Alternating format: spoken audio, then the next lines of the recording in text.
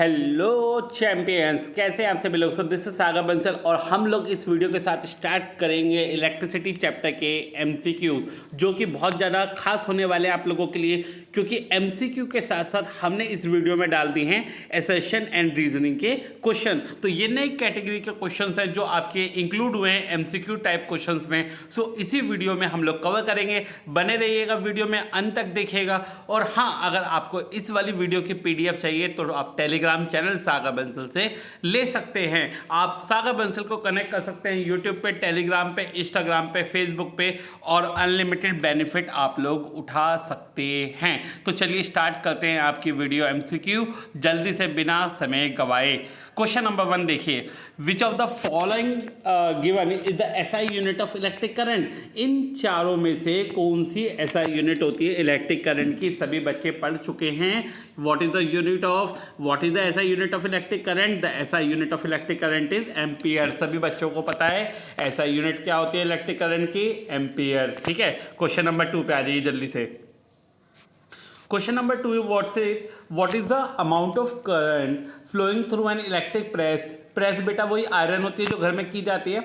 If the amount of charge passing through a conductor in 10 minutes is 300 coulomb. जल्दी से देख लीजिए बच्चों, जो आपको चार्ज दे रखा है, जो मुझे क्यू दे रखा है वो कितना दे रखा है? 300 कूलाम दे रखा है।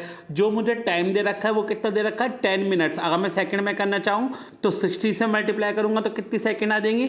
600 सेकंड आ जाएगी। अब बताइए करंट का फॉर्मूला क्या होता है? करंट का फॉर्मूला होता है I is equal to Q divide by T. Current का फॉर्मूला क्या होता है? I is equal to Q upon T. Q कितना दे रखा है मुझे? 300। टाइम कितना मिल गया मुझे? 600। ठीक है, 2 जीरो से 2 जीरो जाएंगे, 3 1 जा 3 और 3 2 जा 6। तो यानी मेरा करंट कितना आ गया? करंट मेरा आ गया आई इज इक्वल टू 1/2। कितना? 1/2, यानी कि 0.5 एम्पियर। करंट कितना आ गया मेरा? 0.5 एम्पियर। कौन सा ऑप्शन है 0.5 एम्पियर? जरा देख के बताइए। सी वाला। तो मेरा आंसर आ गया ऑप्शन सी। ठीक है, क्वेश्चन नंबर 3 देखिए जल्दी से। The temperature of the conductor is increase the graph by showing the variation of its resistance। तो पहले मैं आपको बता दूं कि जो रेजिस्टेंस होता है वो डायरेक्टली प्रोपोर्शनल होता है किसके? टेम्परेचर के। रेजिस्टेंस डायरेक्टली प्रोपोर्शनल होता है टेम्परेचर के, यानी टेम्परेचर बढ़ाओगे तो रेजिस्टेंस भी बढ़ेगा। तो यानी कि लीनियर वेरिएशन बढ़नी चाहिए ऊपर की तरफ। अब देख लेते हैं चारों में से कौन सी लीनियर वेरिएशन मेरी बन रही है। ठीक है, बस एक ही में बन रही है। कौन से में? पहले में। तो मेरा ऑप्शन कौन सा आ जाएगा? ए। तो यानी कि ये आपका ऑप्शन हो जाएगा, ऑप्शन नंबर ए। ठीक है, चलिए आगे चलते हैं। क्वेश्चन नंबर 4 देखिए बच्चे लोग, बहुत इजी क्वेश्चन है, बहुत अच्छे क्वेश्चन है आप लोगों को। मैंने सारी जितने भी अच्छे से अच्छे क्वेश्चन हो सकते हैं मैंने सारी इसी पीडीएफ में इंक्लूड कर दिए हैं। जितने भी लेवल के क्वेश्चन बनते हैं सारे के सारे मैंने इसी पीडीएफ में डाल दिए हैं। तो आपको कहीं और जाने की ज़रूरत नहीं है, आप यहीं से सारे क्वेश्चन ऑपरेट कर सकते हैं। नियर अबाउट 50 क्वेश्चन हैं और आपको और एमसीक्यू करने की ज़रूरत नहीं पड़ेगी बच्चे लोग। क्वेश्चन नंबर 4 देखिए, which of the following represent voltage. इन चारों में से कौन सी वोल्टेज को रिप्रेजेंट करता है? वोल्ट करता है, एम्पियर करता है, वोल्ट एम्पियर करता है, या नन ऑफ दीज? सोचिए जरा। तो बच्चे लोग ये जो आपका एम्पियर है ये होता है इलेक्ट्रिक करंट, वोल्टेज तो ये होती नहीं है। ये है volt ampere. Volt ampere represent करती है आपकी पावर को। नन ऑफ दिस कुछ है नहीं, तो क्या बचा? वोल्ट बचा। तो मेरा आंसर कौन सा आ जाएगा? वोल्ट। तो यानी कि वोल्ट वोल्टेज को रिप्रेजेंट करती है। देखो आपको नाम से ही पता चल रहा है वोल्ट वोल्टेज को रिप्रेजेंट करती है। ठीक है, चलिए क्वेश्चन नंबर 5 देखिए जल्दी से। What is the rate of flow of electric charge called? तो what is the rate flow of electric charge, यानी कि रेट बताना है आपका जिससे चार्ज फ्लो करता है। तो अगर मैं आपको बताऊं तो ये बोल रहे हैं क्यू अपॉन टी आपको निकालना है, यानी चार्ज होता है क्यू, रेट का मतलब टाइम से डिवाइड करो। तो यानी आपको क्यू अपॉन टी निकालना है। क्यू अपॉन टी क्या होता है मेरा? I. What is I? That is electric current. तो मेरा कौन सा ऑप्शन आ जाएगा? Option number C. तो मेरा आंसर हो जाएगा सी। ठीक है, चलिए क्वेश्चन नंबर 6 देखिए। When electric current is passed, electron move from. अब हमसे क्वेश्चन में पूछा गया है कि जब इलेक्ट्रिक करंट मेरा पास होता है तो इलेक्ट्रॉन कहाँ से कहाँ मूव करते हैं। तो पहली बात तो तुम्हें पता है बच्चों क्या, कि जो मेरा करंट है वो मेरा कहाँ से कहाँ फ्लो करता है? वो मेरा फ्लो करता है पॉजिटिव टर्मिनल से नेगेटिव की तरफ। किधर? पॉजिटिव से नेगेटिव की तरफ। अगर मैं बात करूँ तो क्या बोलूँगा? हाई पोटेंशियल से लो पोटेंशियल की तरफ, हाई से लेकर हमेशा लो की तरफ को मूव करता है, हाई से लो की तरफ को मूव करता है, ठीक है। हाई पोटेंशियल से चार्ज लो पोटेंशियल की तरफ को मूव करता है। अब अगर मैं किसकी बात करूं, अगर मैं इलेक्ट्रॉन की बात करूं, अब आपको पता है इलेक्ट्रॉन की डायरेक्शन अपोजिट होती है। अगर चार्ज की डायरेक्शन पॉजिटिव से नेगेटिव की तरफ होगी, अगर चार्ज की डायरेक्शन पॉजिटिव से नेगेटिव की तरफ होगी तो इलेक्ट्रॉन की डायरेक्शन कहाँ से कहाँ होगी, नेगेटिव से पॉजिटिव की तरफ। अगर चार्ज आपका हाई पोटेंशियल से लो पोटेंशियल की तरफ जाएगा तो इलेक्ट्रॉन लो पोटेंशियल से हाई पोटेंशियल की तरफ जाएगा। तो यानी मेरा कौन सा ऑप्शन आ जाएगा, मेरा आ जाएगा option number B, that is the electron transfer from low potential to high potential. बोले सभी बच्चे कर पाएंगे। चलिए question number 7, the heating element of electric iron, जो आपका हीटिंग एलिमेंट होता है प्रेस का, या माइक्रोवेव में लगा रहता है या हीटर में लगा रहता है, जो उसे गर्म करने में मदद करता है, तो वो किसका बना होता है बच्चे लोग। वो आपको पता है कंडक्टिंग वायर तो होती नहीं है, ना तो वो कॉपर होती, ना वो एल्यूमिनियम होती, ना वो आयरन होती, तो वो किसकी होती है, नाइक्रोम की होती है। बच्चे लोग नाइक्रोम क्या होता है, एक अलॉय होता है। क्या होता है नाइक्रोम, एक अलॉय होता है जिसकी रजिस्टिविटी क्या होती है, हाई होती है। एक अलॉय होता है जिसकी रजिस्टिविटी क्या होती है, हाई होती है। तो जो आपका हीटिंग एलिमेंट होता है वो अलॉय का बनाया जाता है ताकि उसे हाई रजिस्टिविटी मिल जाए। और दूसरा उसका जो एग्जाम्पल है यहाँ पे क्या है, उसका एग्जाम्पल नाइक्रोम, उसका एग्जाम्पल क्या है यहाँ पे, नाइक्रोम, ठीक है। चलिए क्वेश्चन नंबर 8 देखिए जल्दी से। जो फ्यूज़ वायर होती है वो किस वायर में इंसर्ट की जाती है। बच्चे लोग आपको मैं पहले बता दूं, जितने भी आपके घर के अप्लायंसेज होते हैं, जो फ्यूज़ वायर होती है, ठीक है, जितने भी आपके इलेक्ट्रिकल अप्लायंसेज होते हैं घर में, वो सब आपके किस में लगाए जाते हैं, लाइव वायर में लगाए जाते हैं। किस में लगाए जाते हैं, लाइव वायर में। तो हमारा आंसर हो जाएगा लाइव वायर, ठीक है। अर्थ वायर क्या करती है, अर्थ वायर प्रोटेक्ट करती है कि जो करंट है वो सीधा अर्थ में चली जाए, और न्यूट्रल वायर सर्किट को कंप्लीट करने में काम करती है। और एनी लाइन आपका आएगा नहीं, तो मेरा ऑप्शन कौन सा आ जाएगा, लाइव वायर आ जाएगा, ठीक है। चलिए क्वेश्चन नंबर 9 देखिएगा बच्चे लोग। An electrical appliances has a resistance of 25 ओम। तो जो रेजिस्टेंस दे रखी है इलेक्ट्रिकल अप्लायंसेज की, वो कितनी दे रखी है मुझे, इलेक्ट्रिकल अप्लायंसेज की रेजिस्टेंस दे रखी है मुझे 25 ओम, ठीक है। आर तो मुझे 25 दे रखा है। अब मुझे वोल्टेज कितनी दे रखी है, वोल्टेज दे रखी है मुझे 230 वोल्ट, ठीक। अब मुझे क्या निकालना है, मुझे करंट निकालना है। अब करंट का फॉर्मूला बताओ कोई, करंट का फॉर्मूला क्या होता है, I = V/R। क्या होता है, I = V/R। V कितना है मेरा 230, R कितना है मेरा 25। जरा मैं दोनों को डिवाइड करूँ कितना आएगा, 9 पॉइंट समथिंग आएगा। कितना आएगा, 9 पॉइंट समथिंग। देखते हैं चारों ऑप्शन में से 9 पॉइंट समथिंग है या नहीं है, हाँ है, that is option number C. तो मेरा आंसर कौन सा आ जाएगा, ऑप्शन नंबर सी। क्योंकि मैंने और कोई क्यों नहीं देखा, और कोई मैंने ऑप्शन इसलिए नहीं देखा क्योंकि बाकी सारे ऑप्शन आपके 0.92, 2.9, 92, तो मेरा एक ही ऑप्शन बैठा था 9.2, इसलिए मैंने किसी और को न देखते हुए इस आंसर को लगा दिया है, ठीक है। चलिए क्वेश्चन नंबर 10 देख लेते हैं। क्वेश्चन नंबर 10 आपसे कह रहा है, a battery of 10 volt carries 20,000 coulomb of charge through a resistance of 20 ohm, the work done in 10 seconds is. बहुत ही बच्चों इजी वाला क्वेश्चन हो जाएगा आपके लिए। देखिए आपको क्या क्या चीज़ गिवन है, आपको V गिवन है, वोल्टेज गिवन है, आपको चार्ज गिवन है, Q गिवन है आपको, ठीक है, आपको रेजिस्टेंस गिवन है यार, आपको वर्क डन निकालना है। क्या निकालना है आपको, वर्क डन। जरा कोई बच्चा मुझे बता सकता है कौन सा फॉर्मूला हम इसमें लगा सकते हैं, सीधा सीधा वर्क डन। अब आप लोगों को पता है बच्चे लोग क्या, V = क्या होता है, W/Q होता है। V = क्या होता है, W/Q। बता सकते हैं V = क्या होता है, W/Q। तो W = क्या आ जाएगा, V × Q। W = क्या हो जाएगा, V × Q। अब देख लो V क्या गिवन है, V क्या गिवन है, Q क्या गिवन है, ठीक है। V आपका कितना गिवन है 10, Q कितना गिवन है 20,000, कितना गिवन है 20,000, ठीक है। सभी बच्चे ध्यान से देख रहे हैं, ठीक है। V कितना गिवन है 10, Q कितना गिवन है 20,000, तो ये मेरा कितना आ जाएगा 2 लाख आ जाएगा। कितना आ जाएगा 2 लाख, यानी कितनी जीरो आएंगी 5, कितनी जीरो आ जाएंगी 5। तो इसे मैं क्या लिख सकता हूँ, 2 × 10⁵, क्या लिख सकता हूँ इसे मैं 2 × 10⁵। जरा देख लो इन चारों में से कौन सा ऑप्शन है 2 × 10⁵, कौन सा ऑप्शन है, ऑप्शन नंबर बी। तो मेरा आंसर क्या आ जाएगा, बी। कौन सा ऑप्शन आ जाएगा मेरा, बी। तो सभी बच्चों को समझ में आया कौन सा फॉर्मूला हमने लगाया। चलिए अच्छी बात है। क्वेश्चन नंबर 11 देखिए। यूनिट ऑफ इलेक्ट्रिक पावर में ऑल्सो बी एक्सप्रेस एज, तो इलेक्ट्रिक पावर की यूनिट हम इनमें से कौन सी जानते हैं कि चारों में से कौन सी हो सकती है? बहुत इजी है। हम पावर का एक फॉर्मूला जानते हैं, क्या? V इंटू आई। पावर के हमने 3 फॉर्मूले पढ़े थे, उसमें से एक फॉर्मूला होता है V इंटू आई। V किसकी? V की यूनिट क्या होती है? वोल्ट। V की यूनिट क्या होती है? वोल्ट। I की यूनिट क्या होती है? एम्पियर। तो यानी एक यूनिट क्या बन सकती है इसकी? Volt ampere. क्या बन सकती है? Volt ampere. तो देख लो इन चारों में से कौन सी वोल्ट एम्पियर है क्या? हाँ, फर्स्ट वाली है। तो मेरी पावर की एक यूनिट क्या आ जाएगी? Volt ampere. तो मेरा आंसर आ जाएगा ए। ठीक है, तो volt ampere is also the unit of power. Now the next question is question number 12, देखिएगा जल्दी से।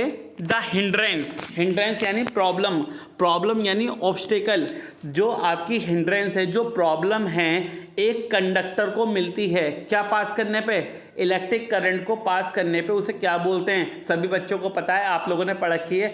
जो भी प्रॉब्लम एक कंडक्टर को मिलती है इलेक्ट्रिक करंट पास करने के लिए, उसे क्या बोलते हैं? रेजिस्टेंस। क्या बोलते हैं उसे? रेजिस्टेंस। तो हमारा आंसर कौन सा आ जाएगा? Option number A. Question number 13 देखिए बच्चों। The electrical resistance of insulator. अगर मैं इंसुलेटर की बात करूं तो पहले मुझे बताइए इंसुलेटर्स क्या होते हैं? इंसुलेटर्स वो होते हैं जो अपने थ्रू करंट को पास करने नहीं देते। जो अपने थ्रू करंट को पास करने नहीं देते वो इंसुलेटर होते हैं। अब यानी कि उनकी जो रेजिस्टेंस होगी वो इतनी ज़्यादा होगी कि उनके थ्रू करंट फ्लो कर ही नहीं सकता। यानी कि इंसुलेटर्स क्या हो गए? इंसुलेटर्स की जो रेजिस्टेंस हो गई वो क्या हो गई? Infinitely high. यानी उनकी रेजिस्टेंस इतनी ज़्यादा होती है कि वो करंट पास कर ही नहीं सकते। ठीक है, तो आंसर आ जाएगा D.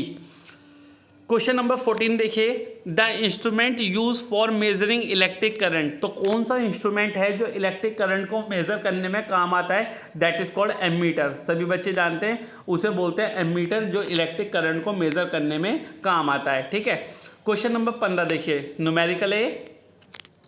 When a 4 ohm resistor is connected across a terminal of 2 volt battery. एक रजिस्टेंस दे रखी है रजिस्टर की, कितनी? 4 ओम। तो आर को आपको दे रखा है 4 ओम। आर कितना दे रखा है बच्चों आपको? 4 ओम। आपको बैटरी की वोल्टेज कितनी दे रखी है? 2 वोल्ट। तो हमें वोल्टेज दे रखी है और हमें क्या दे रखा है? रजिस्टेंस दे रखा है। The number of coulomb passing through the register पर सेकेंड। बच्चे लोग बहुत ध्यान से सोचो कि हमें क्या निकालना है? Coulomb per second. पर कूलम पर सेकेंड होता क्या है? कूलम पर सेकेंड तो मेरा करंट होता है। तो इन्होंने ऐसे ना कह के दूसरे शब्दों में कह दिया कि हमें कूलम पर सेकेंड निकालना है। यानी कूलम पर सेकेंड का मतलब चार्ज पर टाइम। चार्ज पर टाइम क्या होता है? मेरा करंट। तो मुझे करंट निकालना है। तो यानी करंट का फॉर्मूला क्या होता है? I is equal to V upon R, या बताइए V into R. V is equal to I R होता है ना, तो I इज इक्वल टू हो जाएगा V अपॉन आर। V कितना है मेरा? 2। R कितना है मेरा? 4। तो यानी डिवाइड करेंगे 1/2 यानी कि 0.5। तो मेरा करंट कितना आ जाएगा? 0.5। That is option number A. सही बच्चों, क्वेश्चन समझ में आया? हमें क्या कह रखा है? हमें कह रखा है कूलम पर सेकंड निकालिए। पर बच्चे लोग, कूलम पर सेकंड क्या होता है? कूलम पर सेकंड का मतलब Q डिवाइड बाई T। यानी कि हमें दूसरे शब्दों में बोल दिया करंट निकालना है। और ओम्स लॉ लगाएंगे करंट के फॉर्मूले के लिए V अपॉन आर। तो हमारा आंसर आ जाएगा 0.5। ठीक है, अगर किसी भी बच्चे को कोई भी क्वेश्चन नहीं समझ में आता है तो आप कमेंट कर सकते हैं और अपना नंबर मुझे बता सकते हैं। मैं आपको उसका वीडियो लेक्चर या वीडियो सॉल्यूशन भेज दूंगा। ये चैनल उन बच्चों के लिए है जिन्हें किसी भी तरीके की प्रॉब्लम है, मैथ्स में 9 से लेकर 12th, साइंस में 8 से लेकर 10th, रीजनिंग में और एप्टीट्यूड में किसी भी तरीके की प्रॉब्लम है तो ये चैनल उन बच्चों के लिए है। आप मुझे कहीं भी अपनी प्रॉब्लम बता सकते हैं, फेसबुक पे, व्हाट्सएप पे, ट्विटर पे, इंस्टाग्राम पे, टेलीग्राम पे, कहीं भी अपनी प्रॉब्लम बताइए, आपको सॉल्यूशन मिल जाएगा। ठीक है, क्वेश्चन नंबर 16 देखिए। A boy records that 4000 joule of work. बच्चे लोग वर्क दे रखा है कितना मुझे? 4000। ठीक है, वर्क कितना दे रखा है मेरे को? 4000। वर्क दे रखा है पहले, सबसे पहले 4000 जूल। ठीक, आगे देखते हैं। Is required to transfer 10 coulomb of charge. ठीक है, 10 कूलम चार्ज दे रखा है मुझे, passing through a resistor of 50 ohm. तो रजिस्टेंस दे रखी है मेरे को कितनी? रजिस्टेंस दे रखी है मेरे को 50 ओम। ठीक है, मेरे को आर दे रखा है, मेरे को क्यू दे रखा है, मेरे को डब्ल्यू दे रखा है। मुझे क्या निकालना है? करंट निकालना है। क्या निकालना है? करंट निकालना है। बताइए कौन निकाल सकता है बहुत इजीली करंट? सबसे पहले लगाइए V is equal to W upon Q. ठीक है, लगा सकते हैं क्या? हाँ, लगा सकते हैं। V is equal to W upon Q लगाइए। देखिए, डब्ल्यू दे रखा है मेरे को 4000, ठीक है। W दे रखा है मेरे को 4000 और Q दे रखा है मेरे को 10। तो सबसे पहले देखिए मैं इलेक्ट्रिक पोटेंशियल का फॉर्मूला लगाऊंगा V = W/Q। W दे रखा है मेरे को 4000, Q दे रखा है 10। काटेंगे तो मेरा V कितना आ गया 400। तो बच्चे लोग मेरा V कितना आ गया 400 वोल्ट। तो V आ गया मेरा 400 वोल्ट। ठीक है, हमें इसके बाद रजिस्टेंस कितनी दे रखी है, रजिस्टेंस दे रखी है मेरे को 50 ओम।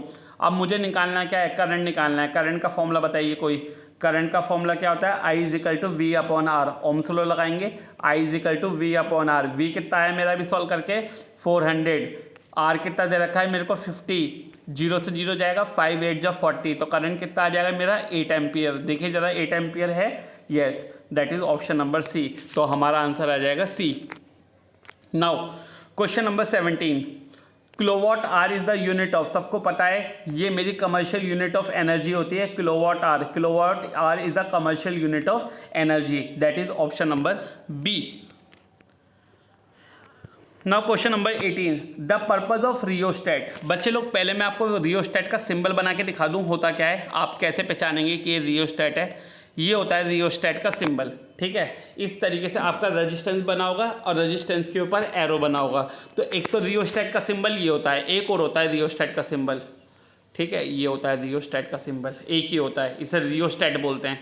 ये रियोस्टेट क्या काम करता है, ये रियोस्टेट करंट की वैल्यू कम करने में काम करता है सर्किट में। यानी अगर आपको किसी कंडक्टर में, किसी सर्किट में करंट की वैल्यू कम करनी है तो आप ये रियोस्टेट लगाते हैं। जैसे आपका पंखे का रेगुलेटर होता है, तो पंखे का रेगुलेटर एक रियोस्टेट होता है। पंखे का रेगुलेटर एक रियोस्टेट होता है जिससे आप करंट की वैल्यू कम बढ़ती कर सकते हो। होता है ना रेगुलेटर, तो वो रियोस्टेट होता है। तो यानी ये क्या काम करता है, it will decrease the magnitude of current.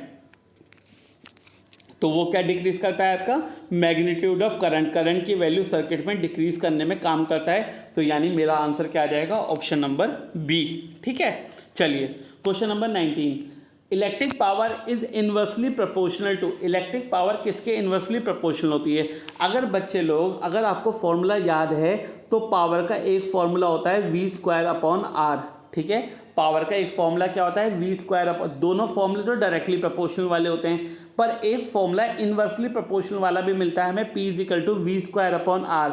तो यहाँ से हमें क्या पता लग गया कि पावर इन्वर्सली प्रोपोर्शनल किसकी होती है, रेजिस्टेंस के। पावर इन्वर्सली प्रोपोर्शनल किसकी होती है, रेजिस्टेंस की। इन्वर्सली का मतलब होता है एक बढ़ेगा तो दूसरा कम होगा, दूसरा बढ़ेगा तो पहला कम होगा। तो यानी अगर रेजिस्टेंस बढ़ेगा तो पावर कम होगी, ठीक है, और रेजिस्टेंस कम होगी तो पावर बढ़ेगी। इसका मतलब क्या है कि इलेक्ट्रिक पावर जो है वो रेजिस्टेंस के इन्वर्सली प्रोपोर्शनल होता है। तो मेरा आंसर कौन सा आ जाएगा, रेजिस्टेंस, ऑप्शन ए। तो option A is the answer. Question number 20 देखिएगा बच्चे लोग, 3 रजिस्टर, आपको 3 रजिस्टर दे रखे हैं, 1 ओम, 2 ओम और 3 ओम। आपको 3 रजिस्टर दे रखे हैं, 1 ओम, 2 ओम और 3 ओम के, आपके पैरेलल में कनेक्ट कर रखे हैं। किस में कनेक्ट कर रखे हैं, पैरेलल में। The combined resistance of the 3 register should be. आप लोगों को मैं अच्छे से बता दूं कि अगर आपको पैरेलल में रेजिस्टेंस निकालनी होती है, क्या निकालनी होती है, अगर आपको पैरेलल में रेजिस्टेंस निकालनी होती है तो पैरेलल में क्या होता है, जो आपके तीनों की सर्किट की मिला के रेजिस्टेंस आती है वो सबसे कम वाले से भी कम होती है। यानी कि सपोज कीजिए अगर मुझे 1 ओम, 2 ओम और 3 ओम की पैरेलल में रेजिस्टेंस निकालनी है तो जो सर्किट के तीनों की मिला के रेजिस्टेंस आएगी वो सबसे कम वाले से भी कम होगी। ठीक है, जो कंबाइंड रेजिस्टेंस होगी वो सबसे कम वाले से भी कम होगी। तो यानी कि मेरा ऑप्शन कौन सा आ जाएगा, ऑप्शन नंबर बी। तो मेरा आंसर आ जाएगा ऑप्शन नंबर बी, यानी इन तीनों की रेजिस्टेंस पैरेलल में 1 से भी छोटी होगी। ठीक है, बात समझ आ रही है बच्चों को, option number B. Now question number 21 देखिए।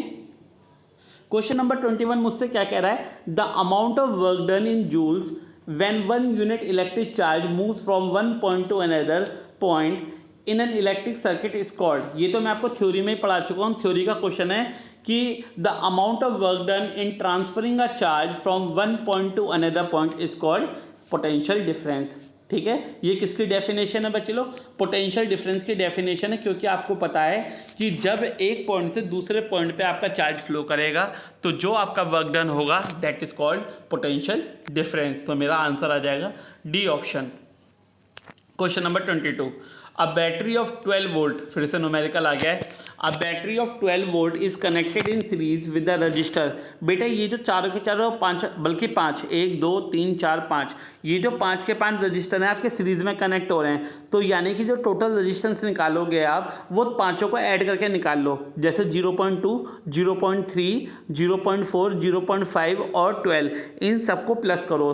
12, 0.12.5, 12.9, ठीक है, 13.2 और 13.4, तो रजिस्टेंस मेरी कितनी आ गई 13.4 ओम। टोटल रजिस्टेंस आ गई मेरी 13.4 ओम। ठीक है, दिख रहा है आपको पॉइंट? ठीक है, ठीक है। वोल्टेज कितनी दे रखी है मेरी को 12 वोल्ट, वोल्टेज दे रखी है मेरे को 12 वोल्ट और रजिस्टेंस आ गई मेरी सीरीज में 13.4 ओम। ठीक है, अब मुझे क्या निकालना है? मुझे करंट निकालना है। करंट का फॉर्मूला बताइए क्या होता है? I is equal to V upon R. Ohm's law लगाएंगे, V is equal to I R, तो I इजिकल टू मेरा क्या हो जाएगा बच्चे लोग? V upon are. V कितना है मेरा 12, ठीक है, V है मेरा 12, R है मेरा 13.4 जो मैंने अभी सॉल्व करके निकाला है। ठीक है, पॉइंट हटाएंगे ऊपर 0 आ जाएगी, तो मेरा कितना आ गया? मेरा आ गया 120 अपॉन 134।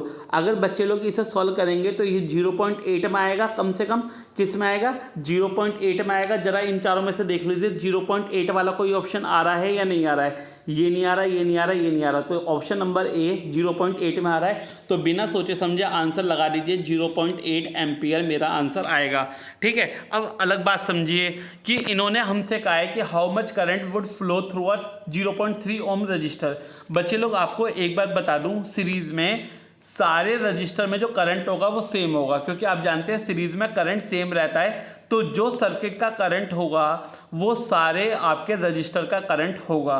ठीक है, तो यानी कि अगर मुझसे 0.3 में पूछा जाता, 0.4 में पूछा जाता या 0.5 में पूछा जाता, किसी भी एक में पूछा जाता, तो सबका आंसर मेरा यही आता है 0.895 एम्पियर, क्योंकि सीरीज में करंट क्या रहता है? Same.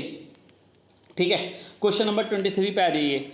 When a current I flows through a resistance R for time T the electrical energy spent is given by. अच्छा, हीट एनर्जी का क्वेश्चन आ गया है। ये आई दे रखा है हमें, आर दे रखा है टी। बताइए हीट एनर्जी का फॉर्मूला क्या होगा? That is the I square into R into T. ठीक है, हीट एनर्जी का सब लोग फॉर्मूला जानते हैं, क्योंकि एनर्जी सेम होती है, चाहे वो हीट हो चाहे इलेक्ट्रिक हो, बट वो इंटर कन्वर्ट होती जाती है ना? क्या होती जाती है? इंटर कन्वर्ट होती जाती है। तो फॉर्मूला क्या बनेगा मेरा? I square into R into T. तो वो ऑप्शन कौन सा आ रहा है मेरा? Option B.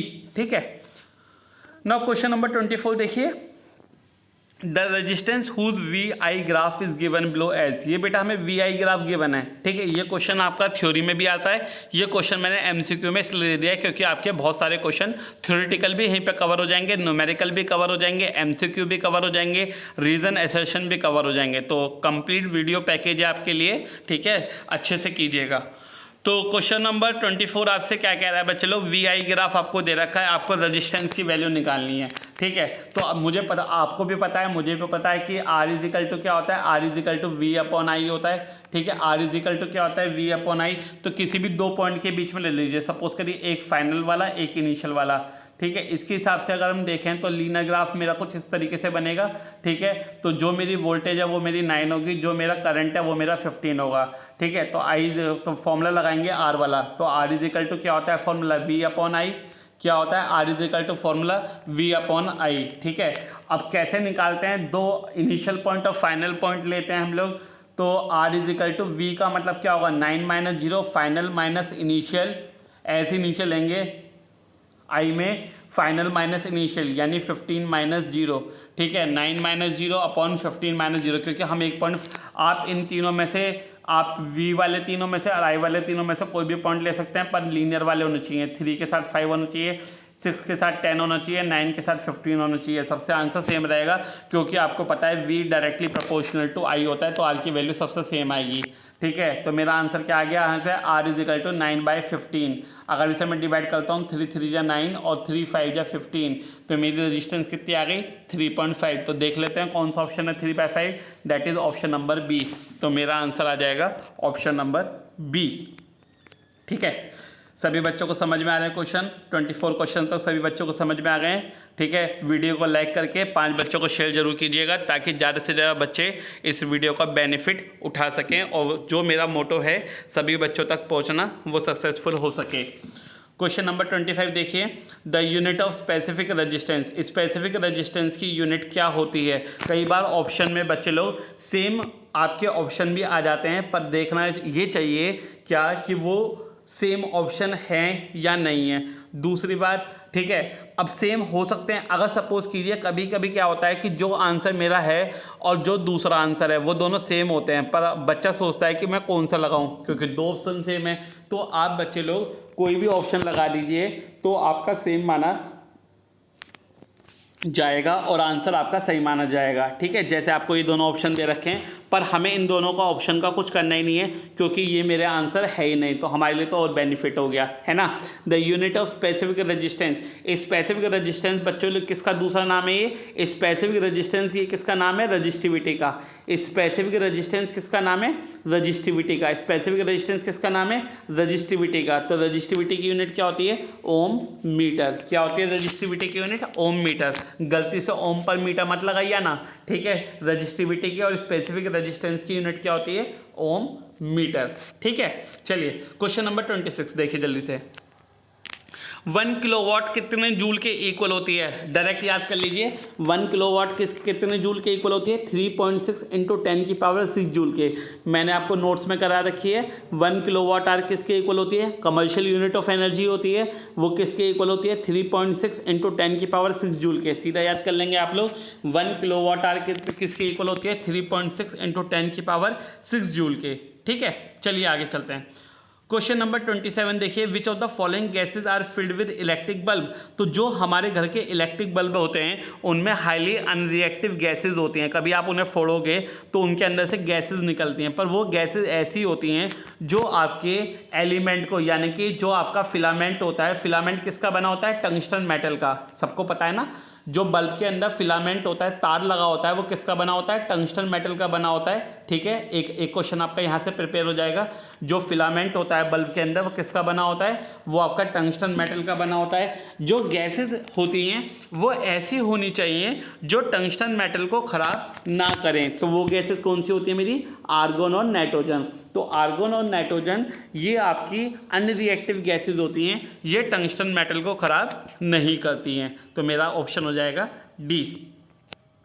नाउ नेक्स्ट देखते हैं, क्वेश्चन नंबर 28 आपसे क्या कह रहा है। फिर से न्यूमेरिकल आ गया है, आपका फ़ायदा हो जाएगा, आपको थ्योरी में भी करने को मिलेगा और प्रैक्टिकल में करने को भी मिलेगा। एक इलेक्ट्रिक बल्ब है जो 220 वोल्ट जनरेटर से कनेक्ट है, तो यानी वोल्टेज दे रखी है मेरे को 220 वोल्ट। ठीक है, आगे देखते हैं, करंट दे रखा है 0.5 एम्पियर। आपको पावर निकालनी है, तो पावर का कौन सा वाला फॉर्मूला लगा सकते हैं हम, P = V × I। पावर का कौन सा फॉर्मूला लगा सकते हैं, P = V × I। तो V आपको दे रखा है 220, I दे रखा है मेरा 0.5, तो 220 का आधा बता दो कितना होता है, 220 का आधा कितना होता है, 110। तो मेरा पावर कितना आ गया, 110 वॉट। ठीक है, 220 का आधा, क्योंकि 0.5 है ना, तो 0.5 क्या होता है, आधा होता है। तो यानी कि बच्चे लोग पावर हो गया आधा, तो 220 का आधा कितना हो जाएगा, 110। तो कौन सा ऑप्शन आ जाएगा मेरा, ऑप्शन नंबर बी। ठीक है, तो यानी कि पावर कितनी होगी, 110 वॉट। नाउ क्वेश्चन नंबर 29 देखिए सभी बच्चे, what is the commercial unit of electric energy. पहले पढ़ा चुका हूँ मैं आपको, कमर्शियल यूनिट क्या होती है इलेक्ट्रिक एनर्जी की, kilowatt hour, that is option number C. तो the commercial unit of electric energy is kilowatt hour. ठीक है, now question number 30, the electrical resistance of insulators. ये हम लोग पहले भी पढ़ चुके हैं, रिपीट हो रहा है क्वेश्चन। ठीक है, इलेक्ट्रिकल रेजिस्टेंस क्या होती है इंसुलेटर की, इनफाइनाइटली हाई। ठीक है, जो इंसुलेटर्स होते हैं उनकी जो रेजिस्टेंस होती हैं वो आपकी इनफाइनाइटली हाई होती है। ठीक है, चलिए क्वेश्चन नंबर 31 देखिए जल्दी से। क्वेश्चन नंबर 31 आपसे क्या कह रहा है, 2 devices are connected between 2 points. आपके 2 डिवाइसेस को कनेक्ट किया गया है 2 पॉइंट के बीच में से, ए एंड बी इन पैरेलल। आपने 2 पॉइंट के बीच में, सपोज कीजिए 2 पॉइंट हैं आपके ए और बी, आपने इसके बीच में 2 डिवाइसेज लगाए हैं, किसमें, 2 डिवाइसेज आपने लगाए हैं किसमें, पैरेलल में। किसमें लगाए हैं आपने, पैरेलल में 2 डिवाइसेज लगाए हैं। तो आपसे पूछा गया है वो फिजिकल क्वांटिटी बताइए दैट विल रिमेन सेम। आपको मैं बता दूं बच्चे लोग, सीरीज में करंट सेम रहता है और पैरेलल में वोल्टेज यानी कि पोटेंशियल डिफरेंस सेम रहता है। सीरीज में करंट सेम रहता है और पैरेलल में पोटेंशियल डिफरेंस यानी कि वोल्टेज सेम रहती है। तो पैरेलल का हमसे पूछा गया है, तो पैरेलल में क्या सेम रहेगी आपकी वोल्टेज, तो यानी आंसर आ जाएगा मेरा बी। पैरेलल में क्या सेम रहता है वोल्टेज और सीरीज में क्या सेम रहता है करंट। ठीक है, क्वेश्चन नंबर 32 देखिए, ये आपको एक डायग्राम दे रखा है। ठीक है, न्यूमेरिकल भी आ सकता है पेपर में इस तरीके का, और आपको डायग्राम दे रखा है एमसीक्यू के फॉर्म में। कैलकुलेट द करंट, आपको करंट निकालना है which will be flow through a 10 ohm resistor in the following circuit. आपको ये सर्किट दे रखा है, पहले आपको ये पहचानना होगा ये सीरीज है या पैरेलल है। बच्चे लोग ध्यान से देखो, अगर मेरे एक रास्ते में गलियां मुड़ रही हैं, जैसे यहाँ पे मैं इस पॉइंट पर खड़ा हूँ, सपोज यहाँ पे मेरी गली मुड़ रही है, एक ये मुड़ रही है, एक सामने जा रही है, एक नीचे जा रही है। तो जब भी गली मुड़ती है, सपोज कर लीजिए वो पैरेलल सर्किट है, जब भी मेरा करंट डिवाइड होगा, ठीक है, वो कौन सी गली है, वो पैरेलल सर्किट की गली है। देखो करंट यहाँ से चला बैटरी से और यहाँ जाके करंट बट रहा है, इधर बट रहा है, सामने बट रहा है और नीचे बट रहा है। तो जब भी मेरा करंट डिवाइड होगा तो वो कैसा सर्किट है, पैरेलल सर्किट है। जब भी करंट सेम रहेगा सर्किट में, सपोज कर लेना वो सीरीज सर्किट है, लेकिन यहाँ पे करंट बट रहा है मेरा, तो कैसा सर्किट है ये, पैरेलल सर्किट है। ठीक है, अब पैरेलल सर्किट में क्या सेम होती है, वोल्टेज। पैरेलल सर्किट में क्या सेम होती है, वोल्टेज, यानी वोल्टेज तो तीनों के थ्रू सेम रहेगी। तो वोल्टेज कितनी रहेगी, 6 वोल्ट, तो सब में वोल्टेज तो सेम रहेगी। लेकिन मुझे जो करंट निकालना है वो किस में निकालना है, सिर्फ 10 ओम वाले में निकालना है। तो मैं रजिस्टेंस कितनी ले लूँगा, 10 ओम। रजिस्टेंस कितनी ले लूँगा मैं, 10 ओम। तो करंट का फॉर्मूला लगा दूँ, I = V/R। करंट का फॉर्मूला क्या होता है, I = V/R। V कितना लगाएंगे, 6, R कितना लगाएंगे, 10, तो यानी 6/10 कितना आ जाएगा, 6/10, तो यानी 0.6। तो मेरा करंट कितना आ गया, 0.6। कौन सा ऑप्शन है 0.6, that is option number B. तो मेरा आंसर आ जाएगा 32 का 0.6। सभी बच्चों को क्लियरली समझ में आ गया कि हमने 0.6 कैसे निकाला है। चलिए अच्छी बात है। क्वेश्चन नंबर 33 देखिए जल्दी से। क्वेश्चन नंबर 33 आपसे क्या कह रहा है, if R1 and R2 be the resistance of the filament of 40 watt and 60 watt respectively operating 220 volt, then. बच्चे लोग ये 40 वॉट और 60 वॉट क्या चीज़ है मेरी, ये पावर होती हैं। सपोज करिए ये मेरी P1 है, ठीक है, ये पहले वाले रेजिस्टेंस की पावर है, दूसरे वाले रेजिस्टेंस की पावर P2 है। अब आपको मैं एक बार बता दूं, अकॉर्डिंग टू रेजिस्टेंस पावर का फॉर्मूला क्या होता है, P = V²/R। P = V²/R हमने भी पहले क्वेश्चन में किया है कि पावर किसके इन्वर्सली प्रोपोर्शनल होती है। तो बच्चे लोग जिसकी पावर ज़्यादा उसकी रेजिस्टेंस कम, और जिसकी रेजिस्टेंस कम उसकी पावर ज़्यादा। जैसे आप ये देखो, अगर ये 40 वॉट है यानी पावर कम है, तो इसकी रेजिस्टेंस क्या होगी, ज़्यादा होगी।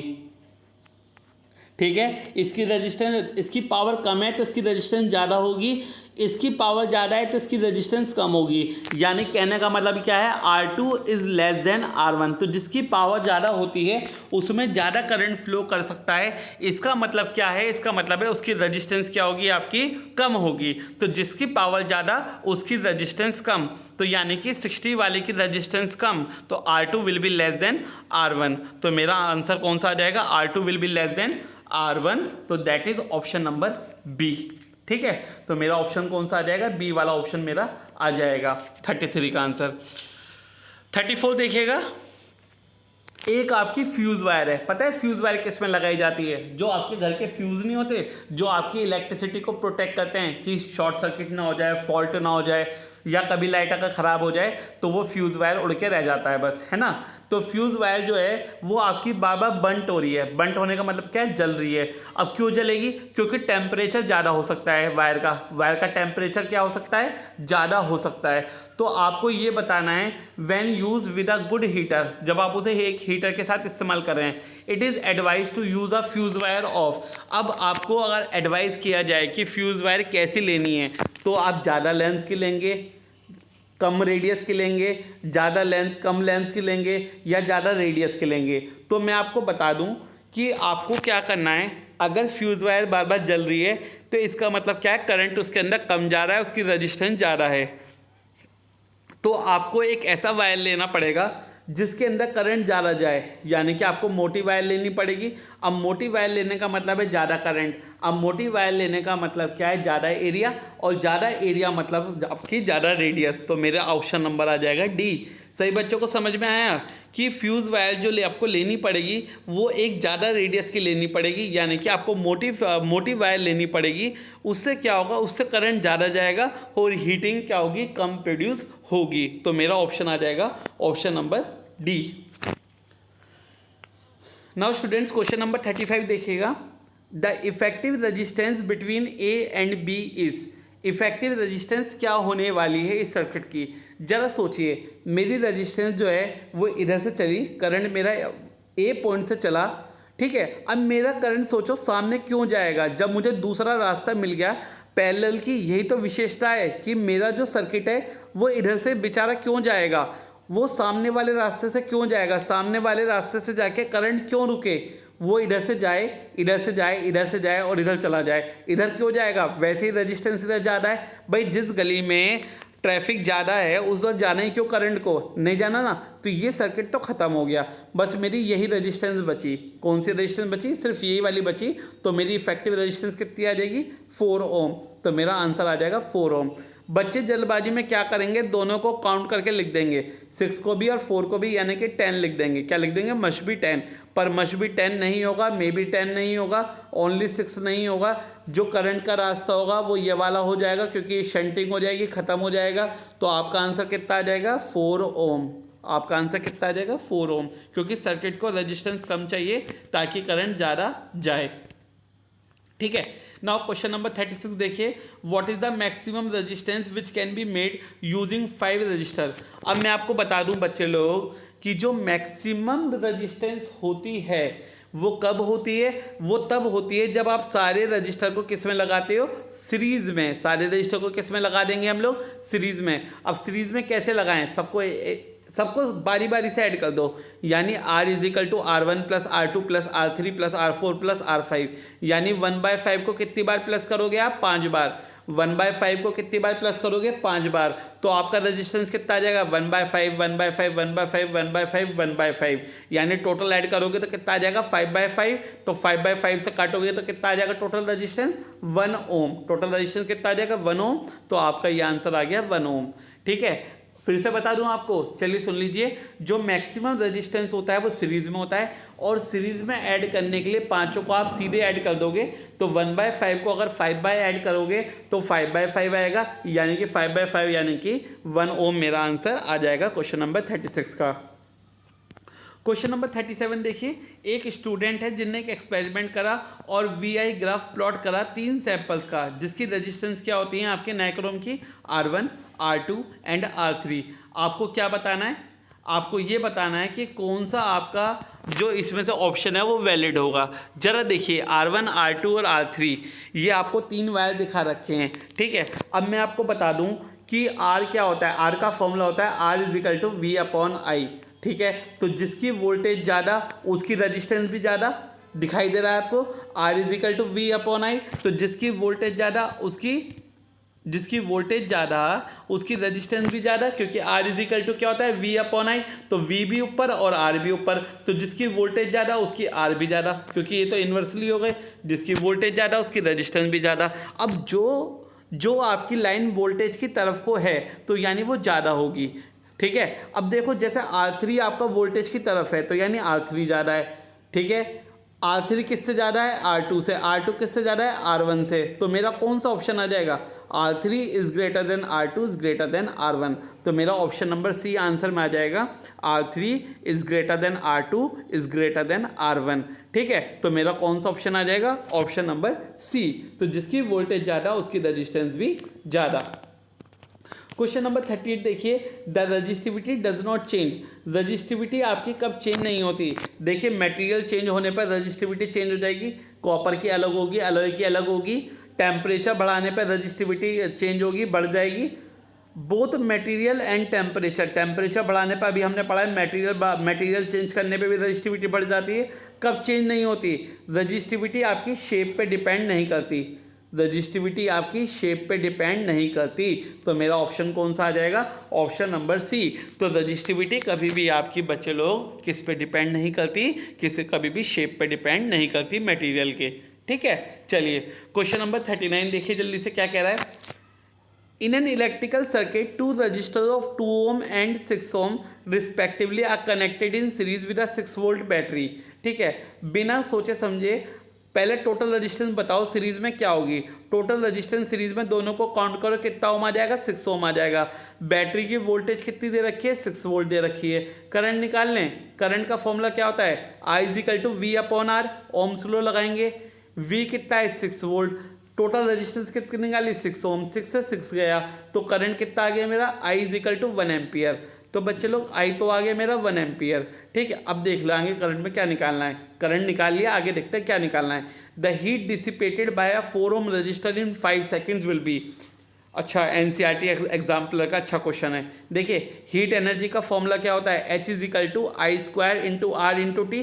सभी बच्चे जानते हैं यही फॉर्मूला होता है हीट का। करंट तुमने भी निकाला है, 1 का स्क्वायर इंटू आर, आर कितना है 4 इंटू टी, टी कितना है 5। तो 1 का स्क्वायर 1 हो गया, 4 5 जा कितना आ गया 20। तो मेरी हीट कितनी आ जाएगी बच्चे लोग, 20 जूल। तो मेरी हीट कितनी आ गई, 20 जूल। देखते हैं ऑप्शन में है या नहीं, हाँ हैगा, ऑप्शन नंबर सी। तो आंसर मेरा ऑप्शन नंबर सी आ जाएगा, दैट इज 20 जूल। ठीक है, इस वाली पीडीएफ में मैंने आपके सारे क्वेश्चन इंक्लूड कर दिए हैं, एग्जाम्पलर के भी, एनसीईआरटी के भी, और जितने भी आपके अच्छे से अच्छे क्वेश्चन थे सारे इंक्लूड हो गए हैं। ठीक, क्वेश्चन नंबर 40 देखिए, there is a wire of length L and area of cross section A which of the given having least resistance। बच्चे लोग रेजिस्टेंस कब होगी, जब करंट ज़्यादा होगा। मैंने आपको बताया जो रेजिस्टेंस होती है वो करंट के इन्वर्सली प्रोपोर्शनल होती है। जो रेजिस्टेंस होती है वो करंट के इन्वर्सली प्रोपोर्शनल होती है। अब आपको लीस्ट रेजिस्टेंस बतानी है, तो यानी करंट सबसे ज़्यादा होना चाहिए। लीस्ट रेजिस्टेंस के लिए करंट सबसे ज़्यादा होना चाहिए। करंट ज़्यादा कब होगा, जब एरिया ज़्यादा होगा। करंट ज़्यादा कब होगा, जब एरिया ज़्यादा होगा। एरिया ज़्यादा कब होगा, जब लेंथ कम होगी। एरिया ज़्यादा कब होगा, जब लेंथ कम होगी। और एरिया ज़्यादा होगा तो करंट ज़्यादा होगा, करंट ज़्यादा होगा तो रेजिस्टेंस कम होगी। तो यानी मेरा कौन सा ऑप्शन आ जाएगा, ठीक है, मेरा ऑप्शन आ जाएगा ऑप्शन नंबर सी। क्योंकि जब लेंथ आपकी आधी होगी एरिया आपका डबल होगा। देखिए यहाँ पे एरिया डबल और लेंथ ट्रिपल। फर्स्ट वाले में एरिया हाफ और लेंथ डबल, डी वाले में ओरिजिनल साइज। तो आप याद रखिए कि रेजिस्टेंस कम करने के लिए लेंथ कम होनी चाहिए और एरिया ज़्यादा होना चाहिए। तो एरिया डबल और लेंथ हाफ। तो मेरा ऑप्शन नंबर सी आ जाएगा लीस्ट रेजिस्टेंस के लिए। क्वेश्चन नंबर 41 देखिए बच्चे लोग, इन ऐसा unit joule per coulomb is equal to. अब मैंने आपको थ्योरी में भी बताया था कि ये वाले क्वेश्चन बहुत इंपॉर्टेंट होते हैं, जिसमें ऐसा यूनिट भी होती है और अदर यूनिट भी होती है। तो बच्चे लोग जूल पर कूलम, तो यानी जूल पर कूलम का मतलब ऊपर क्या होना चाहिए, वर्क होना चाहिए, और नीचे क्या होना चाहिए, कूलम होना चाहिए, यानी कि आपका चार्ज होना चाहिए। तो W अपॉन क्यू किसका फॉर्मूला होता है, W अपॉन क्यू फॉर्मूला होता है आपका इलेक्ट्रिक वोल्ट का, यानी कि इलेक्ट्रिक पोटेंशियल का। तो V is equal to W upon Q होता है, तो यानी कि जूल पर कूलम बोल लो। अब इसकी ऐसा यूनिट क्या होती है वो इसकी बताइए, पोटेंशियल डिफरेंस की, और वोल्टेज की ऐसा यूनिट क्या होती है, वोल्ट। तो यानी कि मेरा जूल पर कूलम किसके इक्वल हो जाएगा, joule per coulomb is equal two volt. तो जूल पर कूलम किसके इक्वल होता है, वोल्ट के। तो यानी ऑप्शन नंबर ए मेरा आंसर आ जाएगा। ठीक है, 41 क्वेश्चंस आप लोगों को समझ में आ गए। चलिए बहुत अच्छी बात है, एमसीक्यू में आपने मोर्चा मार लिया है। अब जल्दी से आप लोग असर्शन और रीजन पे आ जाइए। पिछली वीडियो में मैं आपको बता चुका था कि असर्शन रीजन भी आपके एमसीक्यू ही होते हैं, पर ABCD ऑप्शन कब लगाते हैं जरा फिर से सुन लीजिए, जो पहली बार इस वीडियो को देख रहे हैं। अगर असर्शन और रीज़न दोनों के दोनों सही हों, असर्शन बच्चे लोग एक स्टेटमेंट होती है, सपोज मैंने कुछ भी कहा और उसका रीज़न उसकी एक्सप्लेनेशन होती है। अगर दोनों चीज़ सही हैं और रीज़न करेक्ट एक्सप्लेनेशन है तो ऑप्शन नंबर ए लगाएंगे। अगर रीज़न और असर्शन दोनों सही हैं और दोनों बातें अलग अलग हैं, दोनों बातें सही हैं पर दोनों बातें अलग अलग हैं, तो बी ऑप्शन लगाएंगे। सी कब लगाएंगे, जब स्टेटमेंट सही है, असर्शन सही है पर रीज़न गलत है। डी ऑप्शन कब लगाएंगे, जब असर्शन गलत है पर रीज़न आपका सही है। ठीक है, और बच्चे लोग डी ऑप्शन आप तब भी लगा सकते हैं जब दोनों के दोनों गलत हों। ठीक है, आप याद रखिएगा डी ऑप्शन हम तब भी लगा सकते हैं क्योंकि एमसीक्यू में 4 ऑप्शन ही आते हैं। तो डी ऑप्शन हम 2 कंडीशन में लगा सकते हैं, एक तो तब जब असर्शन आपका गलत हो और रीज़न आपका सही हो, या दूसरा तब जब दोनों ही गलत हों। ठीक है, वैसे बहुत कम चांस होता है जब दोनों ही गलत हों, पर ध्यान रखिएगा आप फिर भी। चलिए क्वेश्चन नंबर 1 देख लेते हैं, असर्शन और रीज़न का। असर्शन और रीज़न का पहला क्वेश्चन है आपका, the connecting wires are made up of copper. Reason क्या है इसका? The electrical conductivity of the copper is high. बच्चे लोग बिल्कुल सही बात है, जो कनेक्टिंग वायर होती हैं वो कॉपर की बनी होती हैं क्योंकि उनकी कंडक्टिविटी ज़्यादा होती है। और देखिए रीज़न में भी आपको ये दे रखा है the electrical conductivity of the copper is high. तो यानी कि असर्शन और रीज़न दोनों सही हैं और रीज़न इसकी एक्सप्लेनेशन भी बिल्कुल सही है। तो यानी ऑप्शन कौन सा आ जाएगा? Option number A. ठीक है, ऑप्शन कौन सा आ जाएगा? ए। क्वेश्चन 2 देखिए, एसर्शन कह रहा है resistors connected in series are more effective than those connected in parallel. बिल्कुल ही गलत बात है, क्योंकि रजिस्टर्स तब इफेक्टिव होते हैं जब किस में कनेक्ट होते हैं? पैरेलल में। तो यानी ये तो हो गया आपका फॉल्स। ठीक है, रजिस्टेंस और register increase with when connected in series. बच्चे लोग रजिस्टर्स की रजिस्टेंस थोड़ी बढ़ती है, वो तो सर्किट की रजिस्टेंस बढ़ती है। जब भी आप सीरीज में रजिस्टर्स कनेक्ट करते हो तो सर्किट की रजिस्टेंस बढ़ती है, ना कि रजिस्टर्स की। तो यानी कि जो मैं आपको बता रहा था कि जब दोनों के दोनों फॉल्स होंगे तो कौन सा ऑप्शन लगाएंगे? डी। कौन सा ऑप्शन लगाएंगे? डी, क्योंकि हमारे पास ई ऑप्शन नहीं होता है। ठीक है, अगर आप नेट से क्वेश्चन करते हैं तो आप देखेंगे वहाँ पे एक ई ऑप्शन भी होता है जहाँ पे दोनों के दोनों गलत होते हैं, पर हमारे पास नहीं होते हैं एमसीक्यू में। हम लोग क्या करेंगे? ऑप्शन नंबर डी लगाएंगे जब दोनों के दोनों गलत होंगे। ठीक है, क्वेश्चन नंबर 3 देखिए, असर्शन और रीजन का क्या कह रहा है आपसे? Domestic circuits are connected in parallel. बिल्कुल सही बात है, जो हमारे घर के सर्किट्स होते हैं वो पैरेलल में कनेक्ट होते हैं क्योंकि सबके अपने अपने इंडिविजुअल स्विच होते हैं और आप सबको अलग अलग ऑपरेट कर सकते हो, तो वो पैरेलल सर्किट होता है। बिल्कुल सही बात है, यानी कि ये ट्रू बात है। Parallel circuits have same current in every respect of the circuit. बिल्कुल ही गलत बात इन्होंने बोल दी है, फॉल्स है, क्योंकि आपको पता है सीरीज में सर्किट सेम रहा, सीरीज के सर्किट में जो करंट है वो सेम रहता है, पैरेलल में वोल्टेज सेम रहती है, पैरेलल में करंट सेम नहीं रहता है। तो यानी असर्शन ट्रू है, रीजन फॉल्स है। तो यानी ऑप्शन नंबर सी आपका आंसर आ जाएगा। तो आप एमसीक्यू में ऑप्शन नंबर सी लगा देंगे। क्वेश्चन नंबर 4 देखिए बच्चे लोग, असर्शन क्या कह रहा है आपसे? Nichrome is used in making of electric heater rods. तो जो नाइक्रोम की वायर एक अलॉइंग वायर होती है वो आपकी हीटर की रोड बनाने में काम करी जाती है। बिल्कुल सही बात है, बिल्कुल सही बात कर रहे हैं आपसे। नाइक्रोम हैज़ हाई रजिस्टिविटी, क्योंकि नाइक्रोम की रजिस्टिविटी क्या होती है? हाई होती है। बिल्कुल सही बात है, ये दोनों बातें सही हैं और इसका ये एक्सप्लेनेशन है। ठीक है, असर्शन का। तो यानी ऑप्शन नंबर ए आपका आ जाएगा। ठीक है, आपसे बोला गया है कि जो नाइक्रोम है वो इलेक्ट्रिकल हीटर रोड्स में इस्तेमाल किया जाता है। बिल्कुल सही बात है, क्यों? क्योंकि नाइक्रोम की रजिस्टिविटी हाई होती है इसलिए इस्तेमाल किया जाता है। ये भी बात बिल्कुल सही है। तो ऑप्शन नंबर ए आपका आंसर आ जाएगा। क्वेश्चन नंबर 5 देखिए बच्चे लोग, असर्शन आपसे क्या कह रहा है? When the length of the wire is doubled, its resistance also get doubled। क्योंकि आपको पता है रेजिस्टेंस डायरेक्टली प्रोपोर्शनल होती है लेंथ के, तो लेंथ डबल होगी तो रेजिस्टेंस भी डबल होगी। तो यानी ये आ जाएगा ट्रू। दूसरा देखिए, the resistance of a wire is directly proportional to its length. क्यों? क्योंकि रेजिस्टेंस ऑफ द वायर जो है वो डायरेक्टली प्रोपोर्शनल होती है अपनी लेंथ के। बिल्कुल सही बात है। तो ऑप्शन नंबर ए आपका आंसर आ जाएगा। ठीक है, when the length of the wire is doubled its resistance also get double because it is directly proportional to its length. तो दोनों बातें सही हैं, रीजन इसका एक्सप्लेनेशन है सेशन का। तो ऑप्शन नंबर ए मेरा आंसर आ जाएगा। ठीक है, क्वेश्चन नंबर 6 देखिए बच्चे लोग, पॉजिटिव चार्ज, ध्यान से पढ़िएगा बहुत, ये बहुत लॉजिकली है। Positive charge inside the cell always goes from positive terminal to negative terminal. नहीं, क्यों नहीं? सुनिएगा। अगर हम बैटरी के भार की बात करें तो चार्ज आपका पॉजिटिव से नेगेटिव टर्मिनल की तरफ जाता है। ठीक है, या बोलूँ तो पॉजिटिव चार्ज आपका पॉजिटिव से नेगेटिव टर्मिनल की तरफ जाता है, पर ये जो जब वापसी घूम के आता है सेल के अंदर से, तो ये किधर से किधर जा रहा है? नेगेटिव से पॉजिटिव की तरफ जा रहा है, नहीं जा रहा है? तो यानी पहली बात तो मेरी फॉल्स हो गई। दूसरे में देखिए रीजन में क्या कहा इन्होंने, positive charge inside the cell में go from negative terminal to positive terminal. ये तो मैंने आपको अभी बताया, तो यानी ट्रू। तो फॉल्स और ट्रू, कौन सा ऑप्शन आएगा? पहला फॉल्स, दूसरा ट्रू, यानी ऑप्शन नंबर डी। तो मेरा आंसर आ जाएगा डी, पहला वाला फॉल्स, दूसरा ट्रू, यानी कि ऑप्शन डी। ठीक है, question number 7, assertion the resistivity of the conductor increases with increase of temperature. बिल्कुल सही बात है, रजिस्टिविटी की बात करो, रेजिस्टेंस की बात करो, तो जो उसकी रजिस्टिविटी है कंडक्टर की वो इंक्रीज करती है टेम्परेचर के बढ़ाने पे। बात बिल्कुल सही है, true. Reason, the resistivity is the reciprocal of conductivity. बिल्कुल सही बात है। रजिस्टिविटी जो होती है कंडक्टिविटी, कंडक्टिविटी वो होती है जो कंडक्टर यानी कि करंट को पास होने देते हैं, रजिस्टिविटी करंट को पास नहीं होने देते हैं। तो बच्चे लोग दोनों बातें सही हैं पर दोनों बातें अलग अलग हैं। दोनों ही रीजन और एक्सप्लेनेशन यानी असर्शन दोनों सही हैं पर दोनों बातें अलग अलग हैं, रीजन उसका एक्सप्लेनेशन नहीं है। तो यानी ऑप्शन नंबर बी मेरा आंसर आ जाएगा क्वेश्चन नंबर 7 का। ठीक है, ऑप्शन नंबर बी आप लगा देंगे एमसीक्यू में।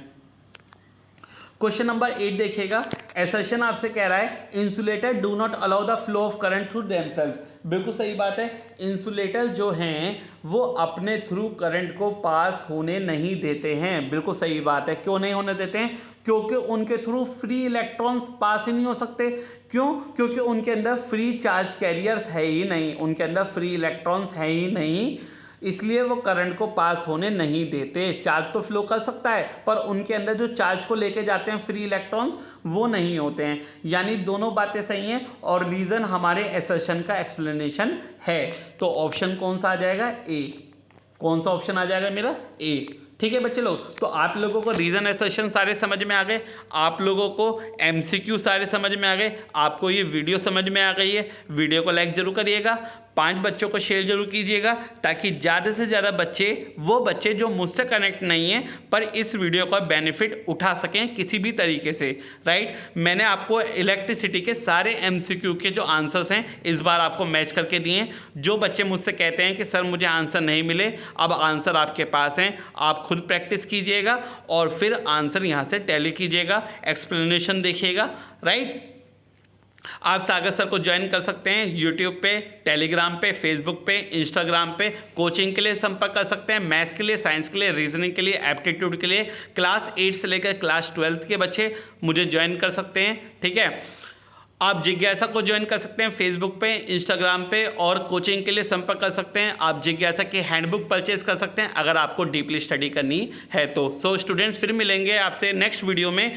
इस बार बायोलॉजी की वीडियो आपके लिए एमसीक्यू तैयार कर रहे हैं, जल्दी आपके लिए अपलोड होगी। सो तुरंत आप लोग क्या करेंगे, इस चैनल को सब्सक्राइब करेंगे ताकि आपको लाइव नोटिफिकेशन मिल जाए। So good luck student, all the best. Have जिज्ञासा, जिज्ञासा है तो मुमकिन है।